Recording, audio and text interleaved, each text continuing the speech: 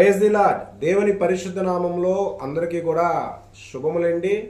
అందరూ దేవుని కృప వల్ల బాగున్నారని, ప్రతి దినము ఉదయకాల సమయంలో రక్షణ వాక్య కార్యక్రమం ద్వారా మనమందరము కూడా ఇలా పరిశుద్ధ గ్రంథములో దేవుని గురించి మనము అందరము కలిసి మాటలను ధ్యానించుకొని మనకు అనుదిన జీవితంలో ఆధ్యాత్మిక ఎదుగుదల ఎందుగాను రక్షకుడైన ప్రభు యేసుక్రీస్తు వారు తెలియజేసినటువంటి సంపూర్ణమైనటువంటి దైవ సందేశాలను, అదేవిధంగా దైవ వాక్కుల గురించి మనము ధ్యానించుకుంటున్నాము. మరి ప్రియమైన క్రైస్తవ సోదరులారా, నేటి సమాజంలో మనం చూసుకున్నట్టయితే మన యొక్క పరిశుద్ధ గ్రంథాన్ని ఆధారంగా చేసుకొని జరుగుతున్నటువంటి ఎన్నో రకమైనటువంటి బోధల విషయాల పట్ల కానీ, ఎన్నో రకమైనటువంటి డిబైట్స్ పట్ల కానీ ఈ రోజుల్లో ఈ యొక్క పరిశుద్ధ గ్రంథం యొక్క విలువ ప్రమాణాలను మనము ఏ స్థాయిలో జరుగుతున్నాయో మన సోషల్ మీడియాలో మనం అందరం కూడా చూస్తున్నాం.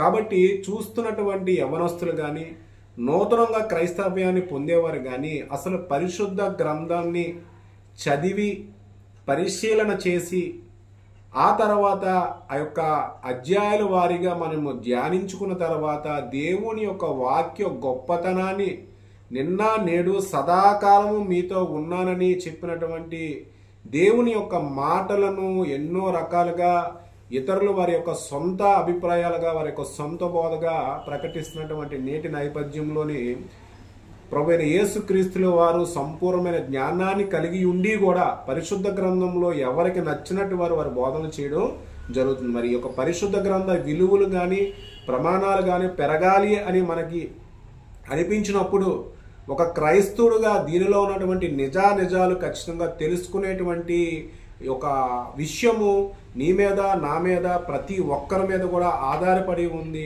ఏ రోజైతే పరిశుద్ధ గ్రంథాన్ని తెరిచి ప్రతి ఒక్క గ్రంథంలో ఉన్నటువంటి మాటలు సంపూర్ణంగా చదివి ఆ తర్వాత వాటిని పరిశీలించి వాటిని ధ్యానించిన తర్వాత వాక్యం ఒక విలువ తెలుసుకొని ఆ ఒక వాక్యాన్ని మన హృదయాల్లోని స్థిరపరుచుకున్న తర్వాత దేవుణ్ణి విశ్వాసముతో, నమ్మకముతో మనము ఆయనను గణపరిచిన వారమైనట్టయితే ఆ యొక్క వాక్య విలువ, ఆ యొక్క పరిశుద్ధ గ్రంథం యొక్క విలువలను మనం అందరం కూడా తెలుసుకోవచ్చు. అదేవిధంగా ఈ యొక్క పరిశుద్ధ గ్రంథాన్ని ప్రతి ఒక్కరికి కూడా దేవుడు అందుబాటులో ఇచ్చారు.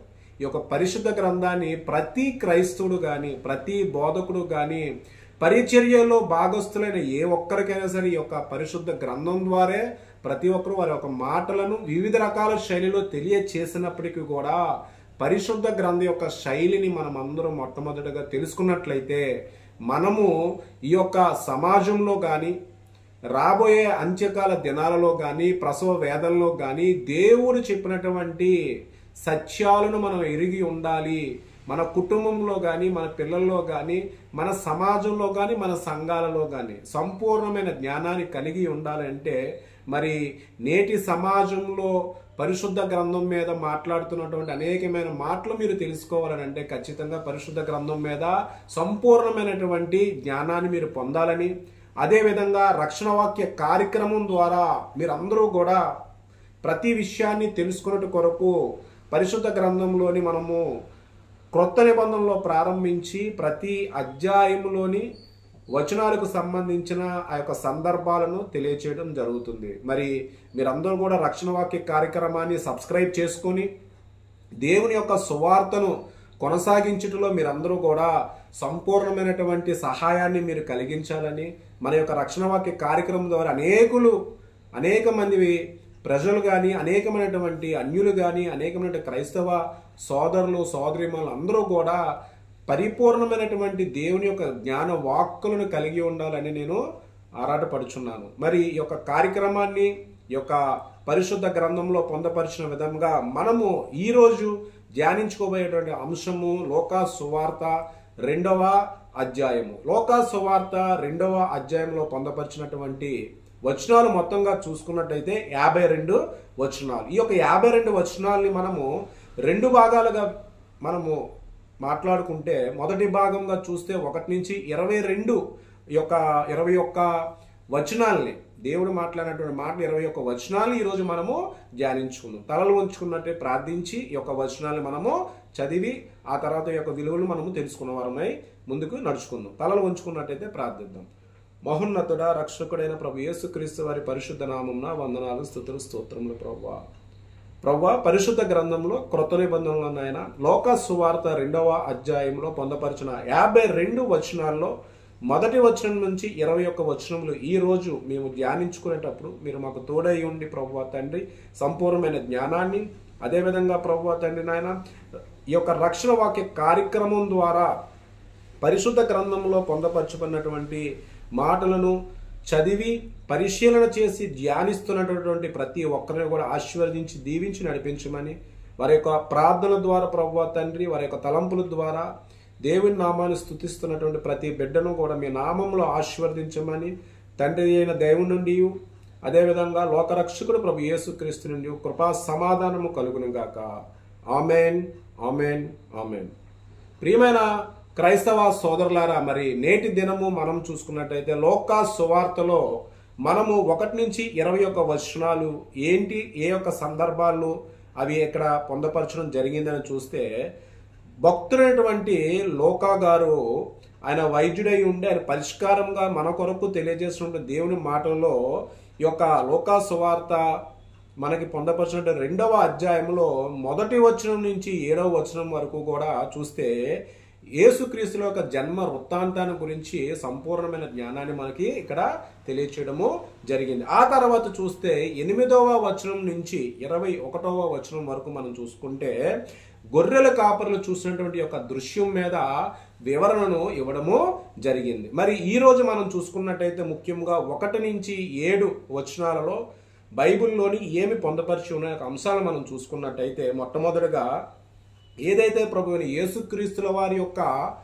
జననము బెత్లెహేంలో జరిగిందని, అయితే బెత్లెహేంలో జరగవలసి ఉందనే ఒక ఉద్దేశంతోని అక్కడ ఏదైతే ఆ దినాలలో మొట్టమొదటిగా మనం చూసుకున్నట్టయితే ఆ దినాలలోనే ఆ యొక్క రాజులు ఒక సంఖ్యను, ఏదైతే ప్రజా సంఖ్యను సమకూర్చి యొక్క ఆధీనంలో చెయ్యాలి అనుకున్నప్పుడు ప్రభువైన యేసుక్రీస్తుల వారి యొక్క తల్లిదండ్రులైనటువంటి యోసేపు మరియలు కూడా నజరేతు నుండి బెత్లెహేముకు వారు ప్రయాణమయ్యి అక్కడ ప్రభువైన యేసుక్రీస్తుల వారి యొక్క జననము ఏ రకంగా జరిగిన విషయాలను ఇక్కడ సంపూర్ణంగా మనకు తెలియచేయడం జరిగింది. ఇక్కడ మనం చూసుకున్నట్టయితే ఆ దినముల్లో సర్వలోకమునకు ప్రజా సంఖ్య రాయవల్లని కైసరు ఔగుస్తు వలన ఆజ్ఞ ఆయను. మరి ఈ యొక్క ఆజ్ఞ వల్లనే ఏదైతే నజరేతులో ఉన్నటువంటి వారి యొక్క తల్లిదండ్రులు గర్భం ధరించినటువంటి మరియమ్మ ప్రభువైన యేసుక్రీస్తుల వారిని బెత్లెహేముకు తీసుకుని వెళ్ళడము, అక్కడ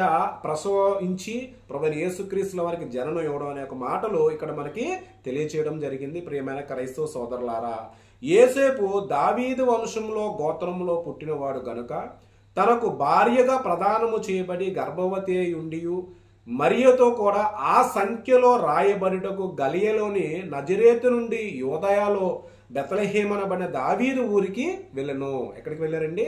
ఏదైతే బెత్లెహేము అనే ఊరికి వెళ్ళడం జరిగింది. అక్కడ మనం చూసుకున్నట్టయితే తన తొలిచూలి కుమారుని కని పొత్తిగుడ్డలతో చుట్టి సత్రములో వారికి స్థలము లేనందున ఆయన పశువుల తట్టులో పరుండబట్టెను. ప్రియమైన క్రైస్తవ సోదరులారా, ప్రభువైన యేసుక్రీస్తుల వారి యొక్క జననాన్ని మనం గమనించినట్టయితే ఇక్కడ స్థలము లేనందున ఆయన పశువుల తొట్టెలో పరుండబెట్టాను. ఆయన ఎక్కడ పరుండబెట్టారండి అంటే ఆయన యొక్క జననము ఎంత పేదరికమైనటువంటి కుటుంబంలో ఉంది, అదే ఒక ప్రదేశము కూడా అంత ప్రతికూలమైనటువంటి వాతావరణంలో ప్రభువైన యేసుక్రీస్తుల వారి యొక్క జననము జరిగిన ఒక మాటలు ఇక్కడ స్పష్టంగా మనకి లేఖానుసారంగా మనము తెలుసుకోవడం జరుగుతుంది. మరి ఈ రకంగా ప్రభువైన యేసుక్రీస్తుల వారి యొక్క జన్మ వృత్తాంతము యొక్క ప్రజా సంఖ్య ఆజ్ఞ మేరకు నజరేతులో నుండి బెత్లెహేముకు వెళ్ళి అక్కడ ప్రభువైన యేసుక్రీస్తుల వారి యొక్క జననము ఏ రకంగా జరిగిన అంశాలు 1వ వచనం నుంచి 7వ వచనం వరకు పొందపరచడం జరిగింది. ఆ తర్వాత మనం చూసుకుంటే 8 నుంచి 21 వచనాల్లో మనం చూసుకున్నట్టయితే అక్కడ ఏదైతే జన్మించినటువంటి ప్రభువైన యేసుక్రీస్తు వారు జన్మించిన ఆ ప్రదేశంలో అక్కడ దేవదూత గొర్రెల కాపరులకు కనబడి ఆ యొక్క సమయంలో దేవదూత ద్వారా మనము రక్షకుడైనటువంటి ప్రభు యేసుక్రీస్తుల వారి యొక్క జననం గురించి అక్కడ ఉన్న గొర్రెకాపులకు తెలియచేయడము, వారు దేవదూత చెప్పిన ప్రకారముగాను వారు బెత్లెహేముకి వెళ్ళి ఆ యొక్క ప్రదేశంలో ప్రభు యేసుక్రీస్తుల వారు జన్మించారనే ఒక మాటలను ఆ యొక్క నెరవేర్పును వారు తెలుసుకునే ఉద్దేశంతో ఆ యొక్క ప్రదేశానికి వెళ్ళి ఆ యొక్క మాటలను తెలుసుకొని వారు సంతోషించడము, ఇట్టి విషయాలను ఇక్కడ గొర్రెల కాపురులకు సంబంధించిన మాటలు ఇక్కడ మనకి తెలియచేయడం జరిగింది. ప్రియమైన క్రైస్తవ సోదరులారా, ఇక్కడ మనం చూసుకున్నట్టయితే 10వ వచనంలో, అయితే ఆ దూత భయపడుకుడి, ఇదిగో ప్రజల అందరికీ కలగబో మహా సంతోషకరమైన సువార్త మానము నేను మీకు తెలియజేయుచున్నాను. తర్వాత మనం చూస్తే 11వ వచనంలో కూడా, దావీదు పట్టణమందు నేడు రక్షణ మీ కొరకు పుట్టి ఉన్నాడు, ఈయన ప్రభువైన క్రీస్తు, ఈయన ప్రభువైన క్రీస్తు. ఏదైతే మనము ఇప్పుడు కూడా క్రిస్మస్ సమయంలో లోకాసు వార్తలో ఒక మాట, నేడు రక్షకుడు మీ కొరకు పుట్టి ఉన్నాడు, ఈయన ప్రభువైన యేసు క్రీస్తు. ఈ మాటని మనం ఎప్పుడూ కూడా మన క్రిస్మస్ సందర్భంలో ప్రతి ఒక్కరము కూడా దీన్ని చదువుకోవడము జరుగుతుంది. మరి అదే విధంగా మనం చూసుకున్నట్టయితే ఇక వచనాల వారిగా 14వ వచనంలో మనం చూసుకుంటే, సర్వోన్నతమైన స్థలములలో దేవునికి మహిమయు ఆయనకిష్టులైన మనుష్యులకు భూమి మీద సమాధానము కలుగును గాకని దేవుని స్తోత్రము చేయుచున్నను.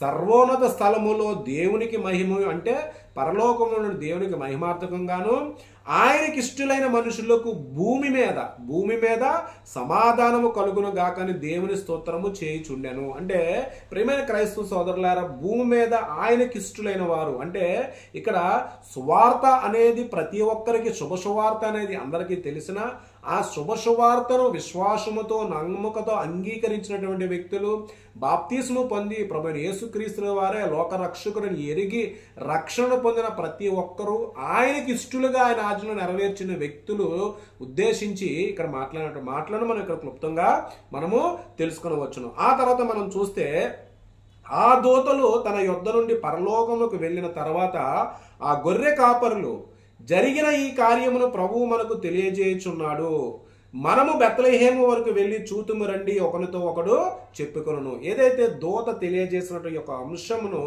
బెత్లెహేములో జరిగినటువంటి యొక్క కార్యక్రమాన్ని అక్కడ ఉన్న గొర్రెల కాపురులు వెళ్ళి చూద్దాము అని చెప్పి వారు కూడా అక్కడికి వెళ్ళడం జరిగింది. అక్కడ ఏం జరిగిందంటే 16వ వచనంలో మనం చూసుకుంటే, త్వరగా వెళ్ళి మరియను యోసేపును తొట్టిలో పడుకొని ఉన్న శిశువును చూచిరి.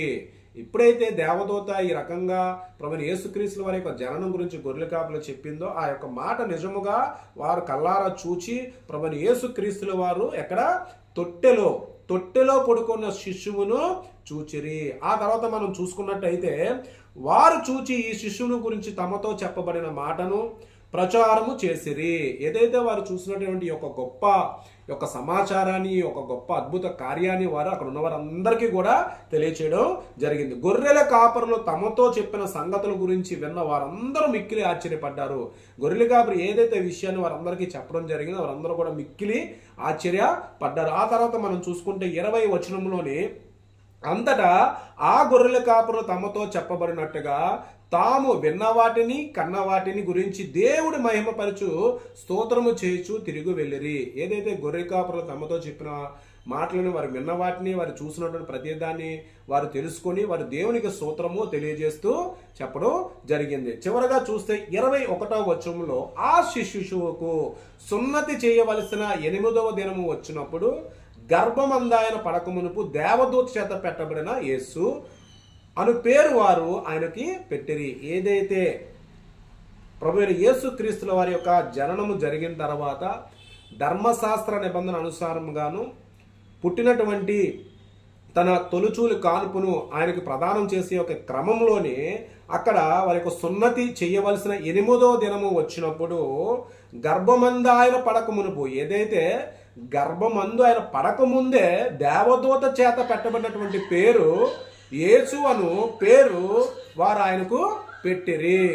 యేసు అను పేరు ఎవరికి పెట్టారు? ఆయనకి పెట్టడం జరిగింది. ఆ రకంగా మనం చూస్తే మోషే ధర్మశాస్త్రము చొప్పున వారు తమను శుద్ధి చేసుకున్న దినములు గడిచినప్పుడు, అంటే ఇక్కడ ప్రభువైన యేసుక్రీస్తుల వారి యొక్క జననకు సంబంధించి ఇప్పుడు కూడా ధర్మశాస్త్రం యొక్క విషయాలను ఆయన నెరవేర్చుటకు, ఆయన యొక్క ధర్మశాస్త్ర విషయాల పట్ల సమస్తమును కూడా ఆయన ఆమోదయోగంగా ఉంటూనే ఆయన యొక్క కృపా సువార్తలో మనం అందరము కూడా ఆ యొక్క విశ్వాసముతో మనం దేవుణ్ణి మనం అందరము కూడా ఎరిగి ఉండి ఆయన యందును మనం అందరము కూడా అంకిత భావంతో ప్రభు అయిన యేసుక్రీస్తుల వారి యొక్క జనన విషయాలకు సంబంధించి ఆయన తెలియజేసినటువంటి గొప్ప మాటలు దేవదూత ద్వారా మనము తెలుసుకోవచ్చు. ప్రియమైన క్రైస్తవ సోదరులారా, మరి నేటి దినము లోకా సువార్తలో పొందపరిచినటువంటి ఈ యొక్క 2 సందర్భాలలో ఏ ప్రభు అయిన యేసుక్రీస్తుల యొక్క జన్మ వృత్తాంతాన్ని గురించి, అదేవిధంగా మనం చూసుకున్నట్టయితే ఆ యొక్క జన్మ వృత్తాంతాన్ని చూసినటువంటి దేవదూత సహాయంతో గొర్రెల కాపరులకు